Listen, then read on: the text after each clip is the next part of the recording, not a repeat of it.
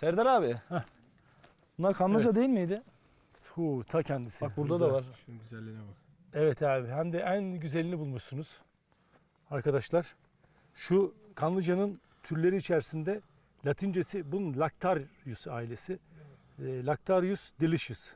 Arkadaşlar, bu görebileceğiniz en lezzetli kanlıca türü. Gerçekten. Kokusuna bakın şimdi, bir koklayın. Kokla abi.